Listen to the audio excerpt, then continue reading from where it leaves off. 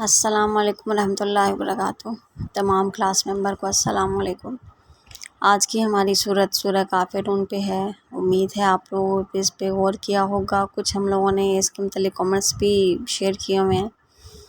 تو سورہ کافرون جو ہے آپ صلی اللہ علیہ وآلہ وسلم کو جو ہے اس وقت اس کا شان نزول نازل ہوا جب کافروں نے آپ صلی اللہ علیہ وآلہ وسلم سے کہا کہ اے محمد صلی اللہ علیہ وآلہ وسلم، آئیے کچھ دن آپ ہمارے معبودوں کی پوجا کیجیے، ہم آپ کے معبود کی پوجا کریں گے، اور پھر کچھ دن ہم آپ کے معبود کو پوجیں گے، پھر آپ ہمارے معبود کو پوجنا نا۔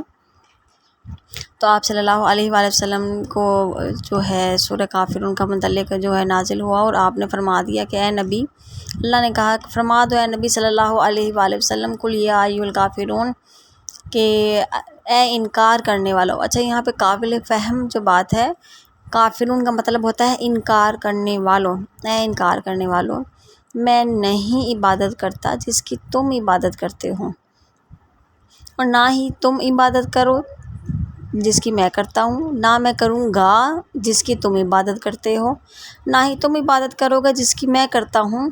تو پھر بہتر یہی ہے، لکم دینکم، تمہارے لیے تمہارا دین، ولی دین، اور میرے لیے میرا دین۔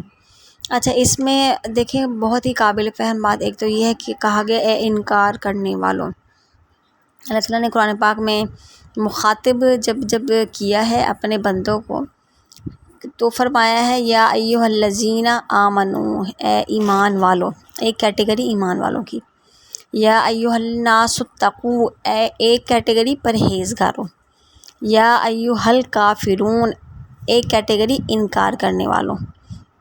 یہ اللہ تعالیٰ نے کیٹیگریز بیان کی ہوئے جب اللہ مخاطب کر رہے ہیں۔ انکار کرنا کیا ہے؟ ہر اس بندے کو مخاطب کیا جا رہا ہے جو اللہ کی تعلیمات کی خلاف ورزی کرتا ہے۔ انکار کے کیا معنی؟ یہی نا کہ جو اللہ کی تعلیمات کے خلاف جاتے ہیں، اللہ کی تعلیمات کو نہیں مانتے، اللہ کے احکامات کو نہیں مانتے، اللہ کی اور اللہ کے رسول کی فرما برداری کو نہیں مانتے، وہ ان بتوں کی طرف، اپنی معبودیت کی طرف لگے ہوئے ہیں جن کو وہ معبود بنائے بیٹھے ہیں، جن کی وہ پرستش کرتے ہیں، جن کو وہ پوجتے ہیں۔ اب ان کی پرستش میں خود ان کی اپنی ذات ہے۔ سب سے بڑھ کر انسان جس کو پوجتا ہے وہ اس کی اپنی ذات ہے۔ وہ کہتا ہے میرے مزاج کے خلاف بات نہ ہو، میرا پیسہ، میرا گھر، میرے گھر بار، میرے مال و اسباب، میری چیزیں۔ سب سے بڑھ کر انسان جس معبودیت کے کہہ سکتے ہیں نا دھوکے میں مبتلا ہے، وہ ہے اس کی اپنی ذات۔ اس کے بعد انسان اپنے موجودہ ارد گرد کی چیزیں، دنیا داری، یہ تمام باتوں کی معبودیت میں الجھا ہوا ہے۔ ان کو پوج رہا ہے، اپنے پیسے کو پوج رہا ہے، اپنی اولاد کو پوج رہا ہے، اپنے گھر کو پوج رہا ہے، اپنی نوکری کو، اپنے جو ہے اس کیا کہہ سکتے ہیں اس کو، اپنے بوس کو، ان کو معبودیت سمجھ لیتا ہے۔ مطلب دنیا داری میں اتنا الجھ چکا ہے کہ اس نے اللہ کو چھوڑ کر اپنے اتنے معبود بنا لیے ہیں کہ ان سب کی وہ پرستش کر رہے ہیں۔ اسی لیے میں نے کل بھی ذکر کیا تھا کہ سب سے بڑا جہاد حکم کیا گیا کہ سب سے پہلا جہاد تو تمہارے اپنے ساتھ ہے۔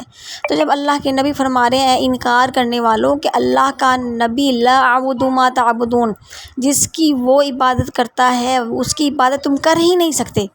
اللہ کے نبی کے ذہن میں اللہ کا کیا رتبہ اور کیا مقام ہے، وہ کس مقام کے تحت اللہ کو پوجتے ہیں، اللہ تعالیٰ کی حمد و ثنا کرتے ہیں، ان کے شب و روز، ان کے دن کا افتتاح اور ان کے دن کے انتہا، اللہ کی تسبیح، تعریف، حمد و ثنا اللہ کو معبود برحق مانتے ہوئے گزرتی ہے۔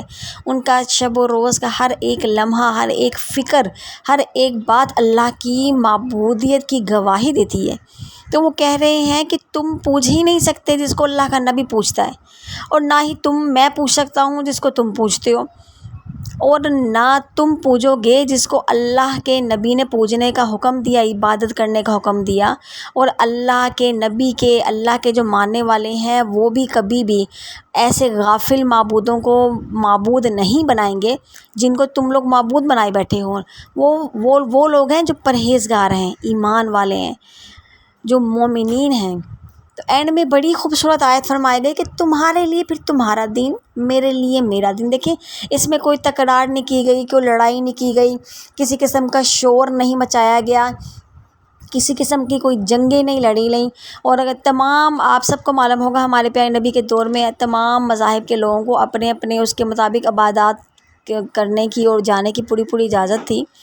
تو بڑے خوبصورت انداز میں کہ تمہارے لیے تمہارا دین، یہ بھی نہیں کہا کہ میں تمہیں تمہارے دین کے مطابق کرنے نہیں دوں گا، جن کو تم معبود بناتے ہو وہ تو خدا ہے ہی نہیں، حقیقت میں وہ تو خدا تھے ہی نہیں جس کو ہم لوگ معبود بنائے بیٹھے ہیں۔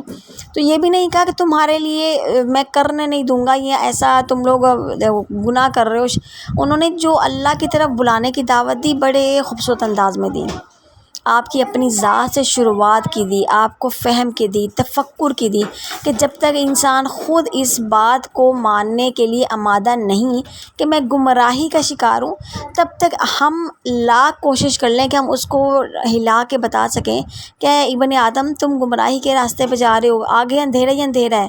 اگر وہ خود انسان آنکھیں کھول کے دیکھنا نہیں چاہتا تو اس کو قطعاً نظر نہیں آئے گا کہ آگے اندھیرا ہے۔ لیکن ایک بندہ اگر خود کوشش کرتا ہے، جیسے اللہ تعالیٰ کا بھی فرمانا ہے، اللہ ایسے قوم یا فرد کی حالت نہیں بدلتا جو خود اپنی حالت نہیں بدلنا چاہتے۔ اگر ہم خود کوشش کرتے ہیں اللہ کی راہ میں قدم بڑھانے کی تو اللہ 10 راہیں کھول کے ہمیں دکھاتا ہے کہ روشنی کا راستہ کون سا راستہ ہے۔ ہم کوشش کرتے ہیں کہ اللہ کی تعلیمات کے خلاف نہ جائیں، انکار کرنے والے نہ بنیں، تو ایک سیڑھی ملتی ہی نہیں ہے شیطان کو نا شر کی۔ ہم ایسے معبود اپنے ذہنوں میں بناتے ہی نہیں ہیں جن کو ہم خدا کے علاوہ پوچھ سکیں، اہمیت دے سکیں۔ ہم اپنی ذات کو اللہ کا بندہ مانتے ہیں، ہم عبدیت کے معاملے میں اور عبد کے معاملے میں خود کو ٹٹولتے ہیں۔